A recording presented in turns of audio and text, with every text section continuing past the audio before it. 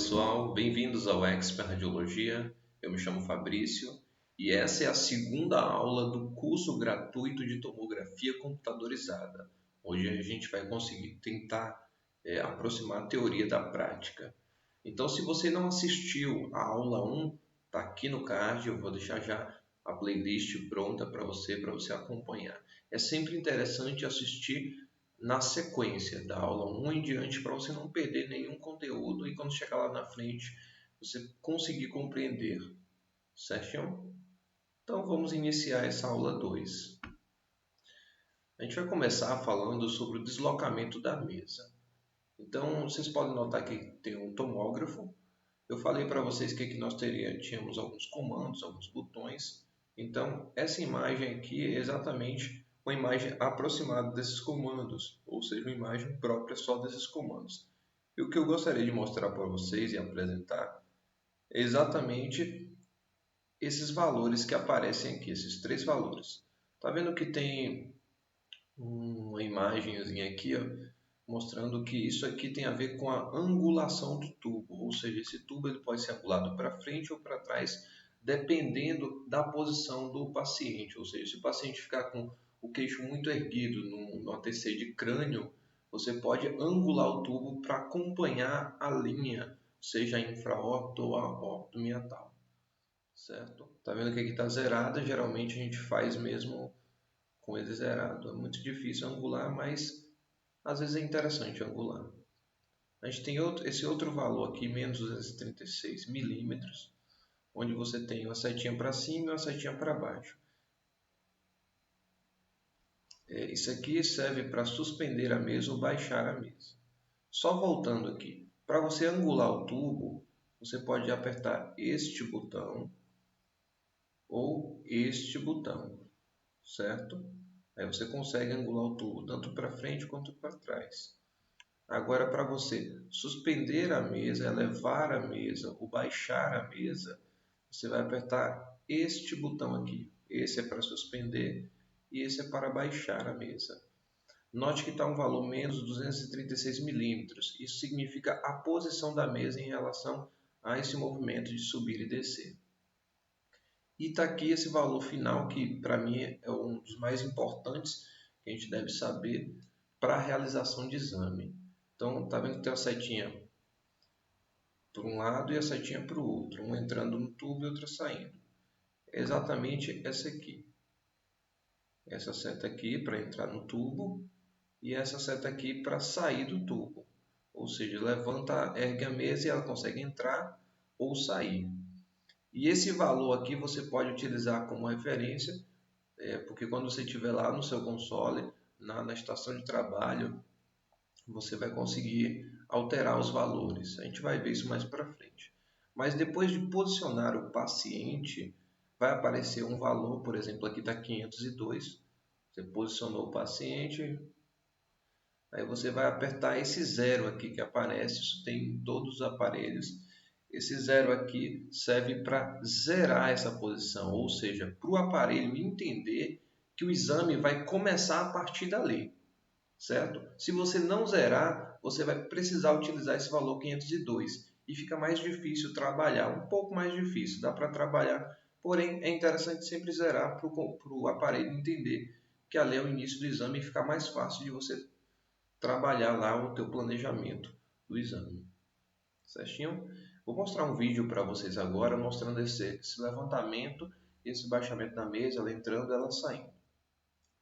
Então a gente tem aqui o tomógrafo, tem a mesa de exame, vamos ver assim como ela se comporta. Então aí está vendo ela entrando, fazendo aquele movimento de subir agora, a mesa está subindo.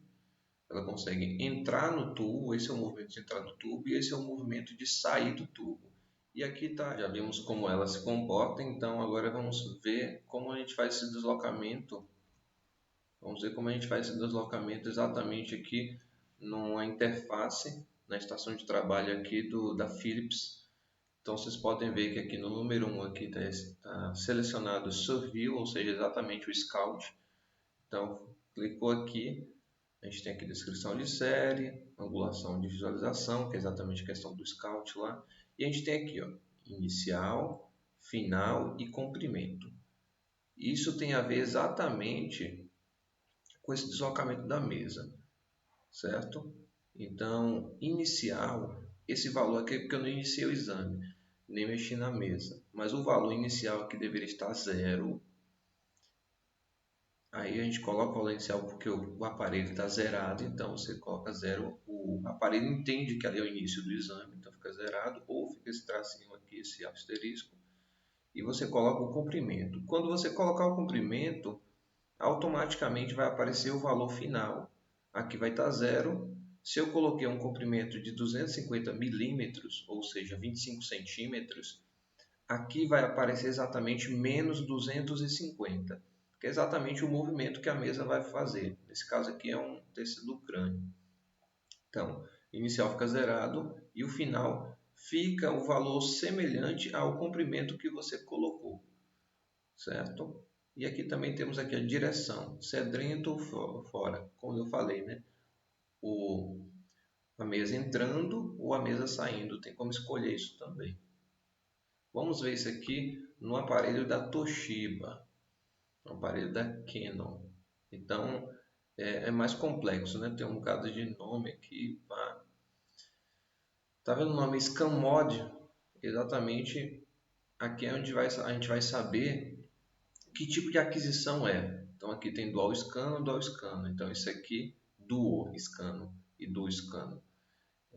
Isso aqui vai se referir exatamente ao Scout, certo? E aqui embaixo está se referindo à aquisição volumétrica. Store Position, aqui tá vendo esse valor aqui, ó? Store Position e End Position. Eu acho que pronuncia assim, desculpa aí meu inglês. Isso significa que início é a posição inicial e posição final. Então esse valor aqui, 00, é a posição inicial e o valor menos 500 é a posição final. Esse caso aqui é fazer um TC, eu acho que do tórax. Então eu zerei a mesa de exame, ela vai começar no 0 e vai se deslocar até o menos 500. Isso na projeção frente. Aqui não mostra, mas quando você clica lá no painel, mostra se é frente ou perfil, se é em 90 graus ou se é em 80 no aparelho. Note que aqui começa no 0 e termina no menos 500. Já o segundo Scout, ele começa no menos 500 e termina no 0. Ou seja, ele vai fazer uma aquisição entrando e uma aquisição saindo do tubo. Entenderam essa ideia? Então, por isso é importante a gente saber a posição da mesa para saber onde ela inicia e onde ela termina. Aqui embaixo, na aquisição volumétrica, note que o exame mesmo, propriamente dito, a aquisição das imagens axiais vai começar do 0 e aqui vai terminar no 380, porque é exatamente o comprimento da estrutura que eu selecionei. Depois que eu fiz o Scout, eu selecionei exatamente o comprimento que eu queria, que ficou 38 centímetros, ou menos 380 milímetros, GG helicoidal, certo? Aqui temos outros valores que em outro momento a gente vai falar, outras nomenclaturas, certo? Não precisa se preocupar com isso agora. Vamos falar agora sobre a espessura de corte. A espessura de corte ela é dada em milímetros, certo? A mesma coisa, a maioria das coisas em tomografia são dadas em milímetros. Então é muito interessante você que gosta da escala de centímetros saber fazer essa conversão. Note que aqui a gente tem exatamente a parte técnica aqui do exame. Aqui está aquele painelzinho que eu mostrei para vocês, que eu dei uma aproximada. Então está selecionado, ou vai funcionar para a gente o axial 1, O1 aqui, tá vendo? E o volume, esses que estão em laranja, amarelo, laranja, né? Em laranja serão os que estão habilitados. Você pode habilitar mais axiais e multiview, certo? Multiview já vem habilitado por si só. Então, o que eu queria mostrar? A espessura de corte é dada em milímetros. Está vendo esse nome aqui? Slice Thickness. Eu acho que pronuncia assim, eu não sei pronunciar muito bem. Está vendo o valor 4? Isso aqui é a espessura de corte. Esse nome aqui, traduzindo para o português, significa espessura de corte. E aqui a gente tem 0,5, 2, 3 e assim sucessivamente. A gente tem várias espessuras de corte, certo? Isso é interessante porque em algumas estruturas a gente vai precisar de uma espessura de corte menor, porque a estrutura tem estruturas pequenas. Então, se eu preciso de uma espessura de corte menor, por exemplo, você vai fazer um exame da mastoide, você precisa de uma espessura de corte menor, então você vai ter que diminuir isso aqui. Ou se você precisa de uma espessura de corte maior, você também pode alterar, certo? Então tá aí, vamos continuar. Entendendo deslocamento da mesa e espessura do corte, a gente vai falar agora sobre o famoso pitch. O pitch ele aparece tanto quando se trata de concurso, quanto também para você entender esse trem na prática. Então, o que seria o pitch? O pitch nada mais é do que a relação entre o deslocamento da mesa e a espessura de corte, ou seja, o quanto a mesa vai andar e qual vai ser a espessura de corte. O deslocamento da mesa pode ser chamado também de incremento. Então é muito comum a gente ver essa palavra, incremento, em vez de deslocamento da mesa. Mas são as mesmas coisas, certo? A espessura de corte aqui, então, como a gente calcula o pitch? O pitch é a divisão do valor do incremento, do deslocamento da mesa, dividido pela espessura de corte. Então, eu coloquei um exemplo aqui. Eu tenho um incremento de 10 milímetros e eu tenho uma espessura de corte de 10 milímetros. Qual vai ser o pitch? Simples, eu pego o valor do incremento, que é 10, e divido pela espessura de corte, que também é 10. Logo, o meu pitch vai ser igual a 1. E agora, nesse caso, a gente tem aqui um incremento ou deslocamento da mesa de 20 e uma espessura de corte de 10 milímetros. Qual será o pitch? E aí? Simples, divide o incremento pela espessura de corte. Qual o valor do incremento? 20. Qual a espessura, o valor da espessura de corte? 10. 20 dividido para 10, 2. Logo, o nosso pitch aí será 2. Bem, vamos ver aqui uma imagem demonstrando isso. Então, aqui tem uma tabela, espessura de corte 10, movimento da mesa 10. Então, você vai ter um pitch de 1.